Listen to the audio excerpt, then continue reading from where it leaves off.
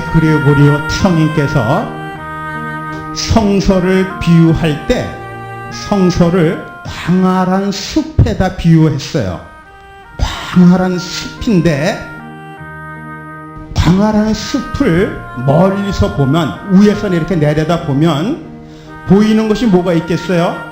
그냥 전부 숲밖에 안 보입니다. 그러니까는 광활한 그 숲을 비행기 위에서 이렇게 내려다 보면 숲 이외에는 다른 것이 별로 안 보여요. 계곡이 어디에 있는지, 그 숲 안에 무엇이 있는지 전혀 보이지를 않습니다.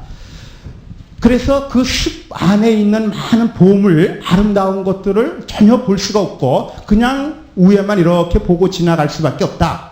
그래서 성서는 그 숲 안에 들어가서 그 안에 거닐면서 봐야 거기에 무엇이 있는지, 어떤 아름다움이 있는지를 감상할 수 있고 볼 수 있고 발견할 수가 있다.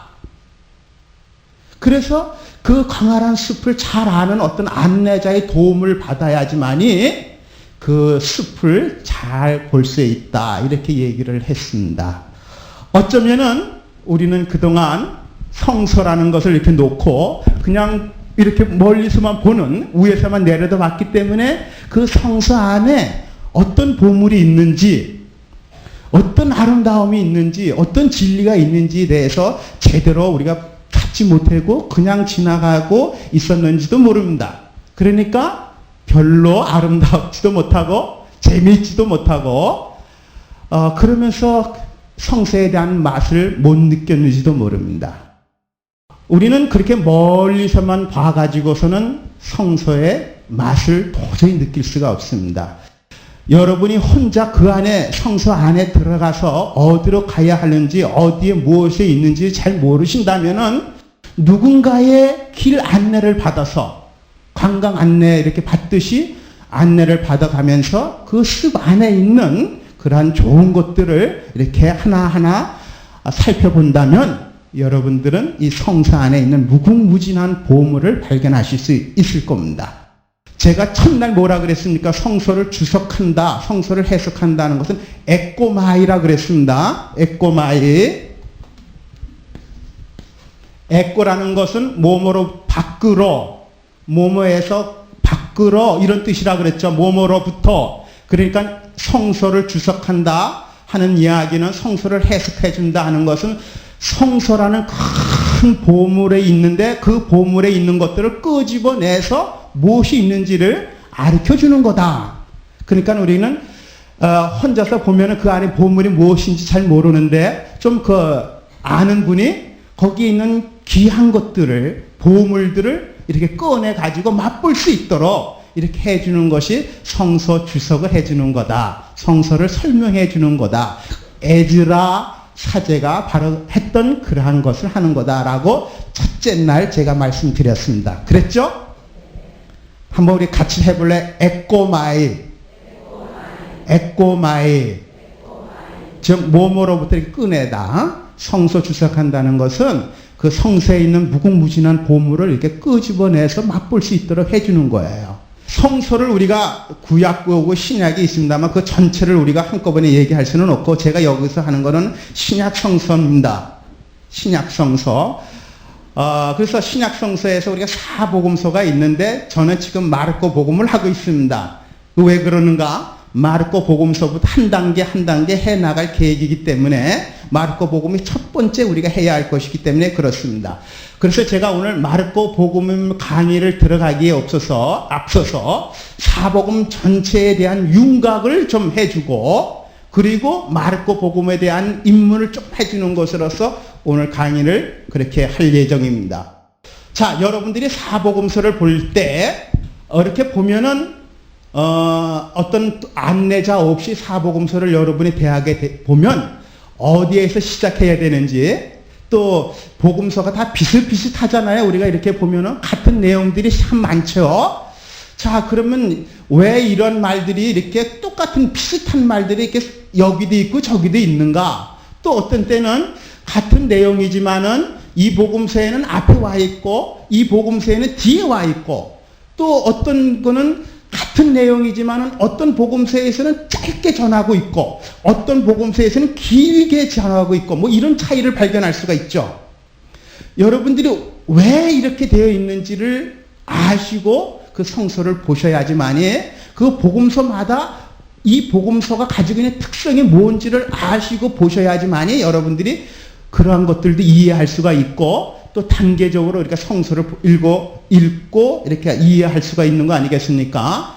그런 것 없이 여러분들이 성서를 대하다 보면은 내가 어디서부터 시작을 해서 어떻게 가야 하는지조차 또 이 복음서를 읽으면서 이 복음서가 우리에게 주고자 하는 것이 무엇인지도 모르고 읽다 보니까 우리가 이해하기가 참 어렵습니다.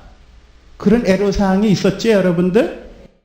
자, 오늘은 그러한 것들을 조금 그 어려움을, 그 궁금증을 풀기 위해서 우선 오늘 전체적인 윤곽을 좀 잡아야 될 것 같습니다. 그래서 사복음서를 우리가 어떻게 읽어야 되겠고 또 그 사복음서마다 그 특성이 무엇인지 그런 특성을 밝히게 보면은 알게 되면은 이 복음서가 이래서 이렇게 쓰여졌구나. 이 복음서에서는 요 말을 이렇게 썼구나. 그런 것들을 어느 정도 여러분들이 감을 잡으실 수 있으실 거예요.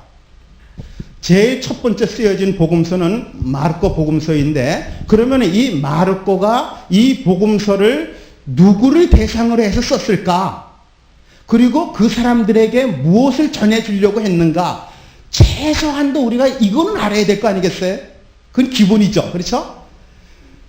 그래야 이러한 사람들이 이런 걸 이 책을 통해서 이 복음서를 통해서 이거를 알기 위해서 이거를 보는 거구나. 그래야 우리도 그러한 마음으로 그러한 그 성서를 대할 때 거기에서 주고자 하는 메시지를 올바로 이해할 수가 있지 않습니까? 여러분들이 무슨 책을 볼 때 그런 안내를 먼저 알고 보지 않습니까?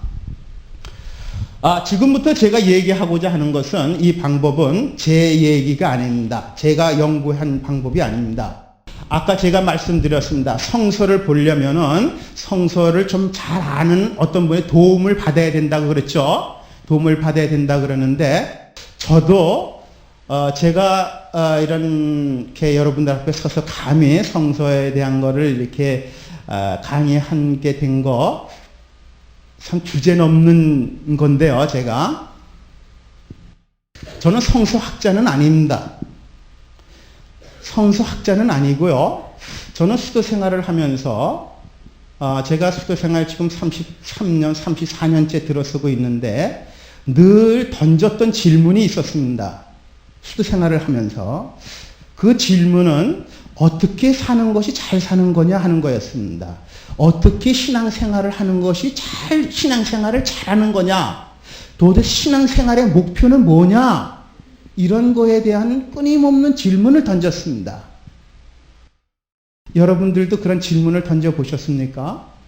내가 성당에 다니는데 성당에 다니는 목적이 뭐냐 도대체? 또 목적이 어떤 거라면은 거기에 이르기 위해서 어떻게 해야 하는가? 신앙생활을 한다고 할 때 어떻게 하면 잘 할 수 있겠는가? 이러한 어떤 찾고자 하는 그러한 노력이 우리에게 필요한데요. 그러한 질문을 던졌습니다. 저도 계속 던지면서 사제서품도 받고 신학교 다니면서 철학도 공부하고 신학도 공부하고 사제서품을 받으면서도 잘 정리가 안 됐었습니다. 왜냐하면은 제가 신학교 다닐 때 공부를 잘 안 했거든요. 그래서 잘 정리가 안 됐었습니다. 그래서 사제서품을 받으면서 이래 가지고는 안 되겠다. 좀 뭔가 확실하게 정리가 돼야 되겠다. 그래서 다시 장상에게 청해서 로마에 가서 영성신학을 공부했습니다. 저 영성신학, 우리 신자 생활을 어떻게 하면 잘할 수 있는가를 공부하는 학문이죠. 그래서 영성신학을 공부하면서 어느 정도 이렇게 정리를 할 수가 있었습니다.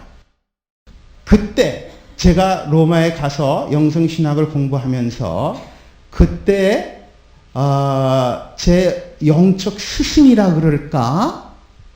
저에게 아주 많은 영향을 끼쳤고 지금도 저의 어떤 영적 스승으로서 이렇게 자리 잡은 한 분을 만나게 됐습니다.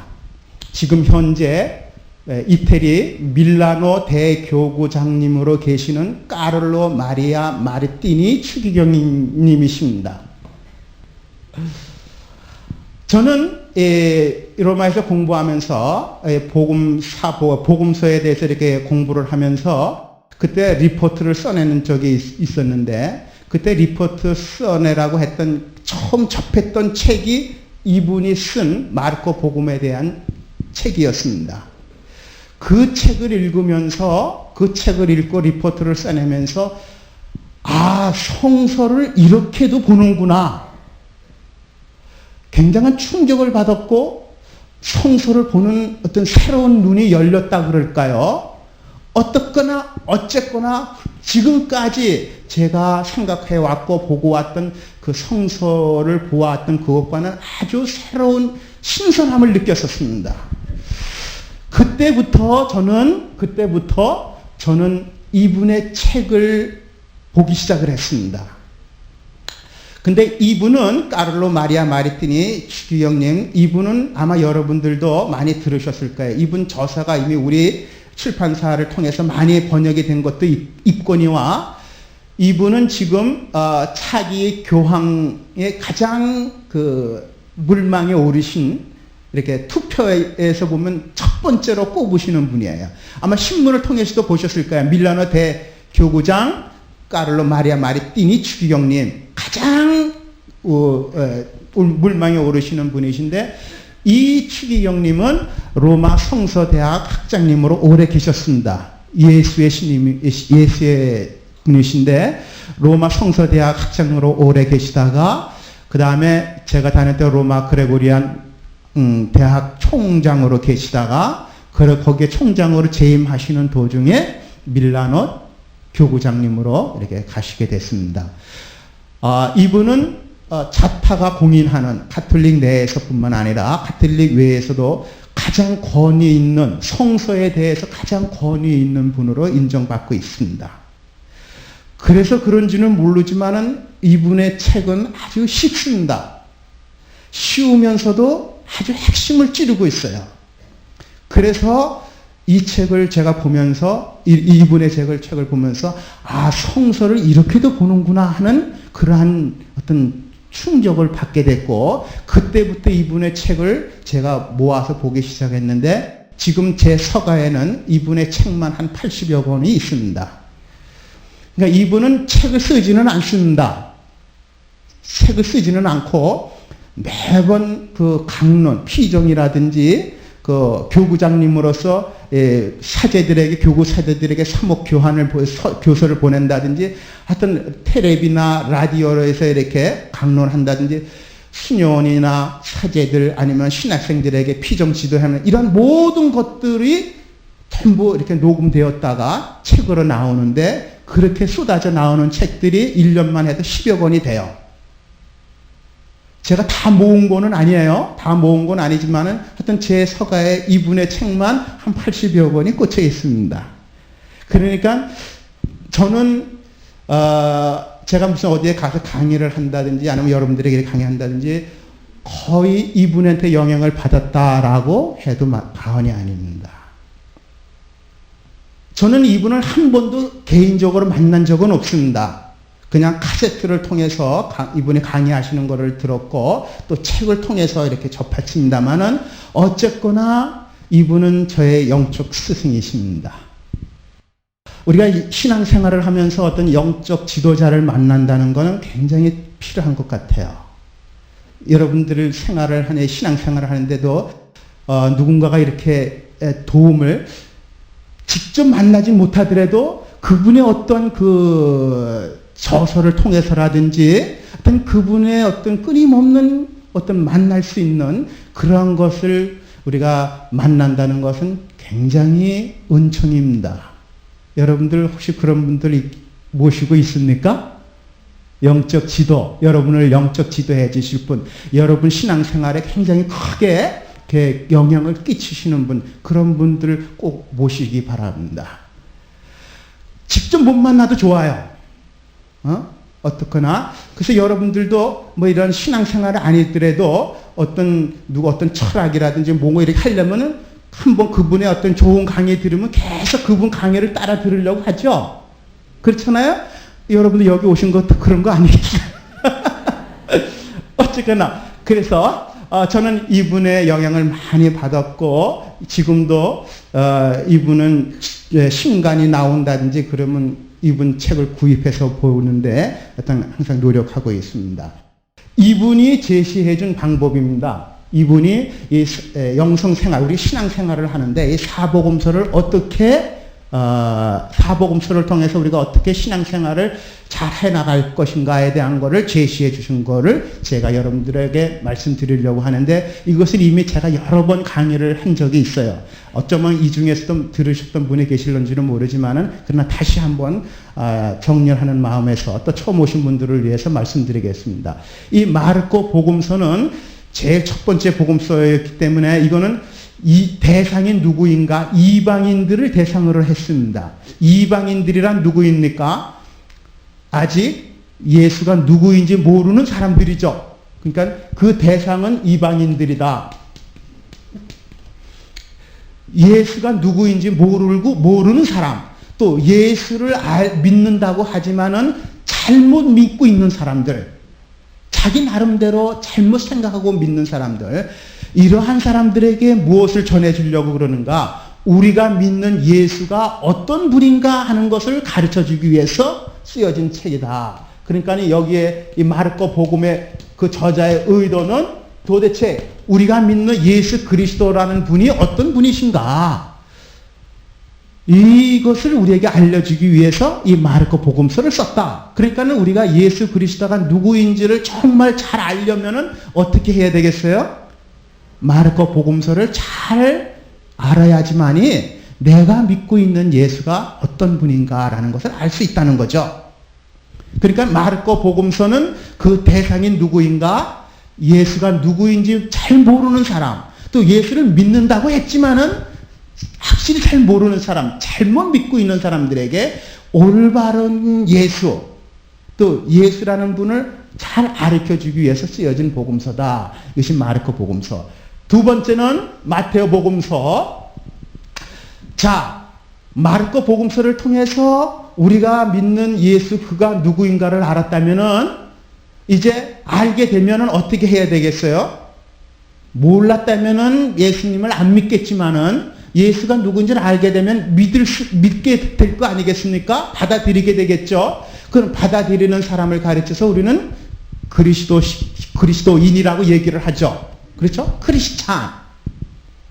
예수님을 믿는 사람들, 예수님을 주님으로 고백하는 사람들, 크리스찬이라고 그러지 않습니까? 즉, 교회의 생활이 시작이 되죠. 자, 그렇다면 그 다음에 있어서는 자, 이제 내가 예수님을 알고 주님으로 모시고 사는 사람이라면 이제 그리스도인으로서 어떻게 살아야 되겠는가? 그 다음 것이 이제 문제가 되죠. 따라서 우리가 신자로서 교회에 다니는 사람으로서 어떻게 생활할 것인가를 가르쳐주고 있는 복음서가 마테오 복음서다. 그러니까는 마테오 복음서의 독자, 그 대상은 누구인가? 크리스찬들. 즉 그리스도 신자. 마르코 복음서를 통해서 예수가 누구인가를 알고 믿기 시작한 사람들.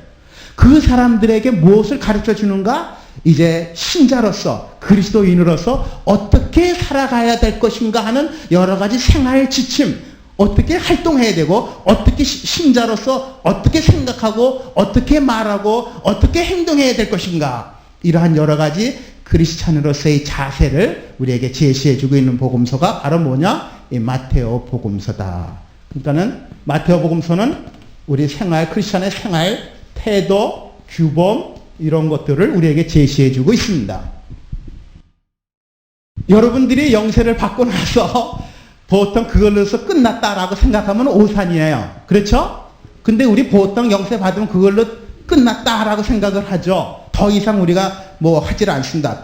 기껏 해봤자 어떤 활동을 하죠. 레지오 활동을 한다든지 뭐 한다지만은 이 영적으로 더 이상 노력하는 바가 없어요. 그러다 보니까는 영세를 받고 성당에 나오기는 하지만은 그 다음에 우리가 어떻게 살아야 될 것인가에 대한 후속적인 어떤 교육이 부족하다 보니까 그리스도 신자라서 우리가 행동을 잘 하지 못하게 되고 또 기쁨도 없는 그러한 것을 보게 되고 그래서 처음에 좀 나오다가 나중에 금방 식어버리게 되는 이러한 것들을 우리가 많이 보게 되죠. 그것은 바로 뭐예요?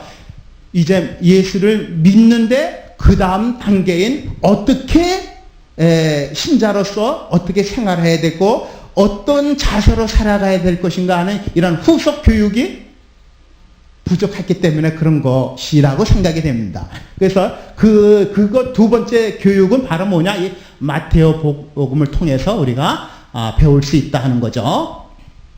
그 다음에는 이제 루카 복음서인데요.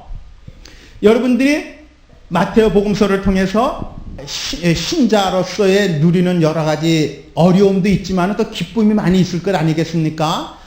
몰랐던 것을 자꾸만 이렇게 깨우치게 되니까 많은 기쁨이 우리 안에 일어나겠죠. 그렇다면은 이제 이 기쁨을 나 혼자만 간직할 것이 아니라 이제 나도 또 다른 사람들에게 전해줘야 되겠다.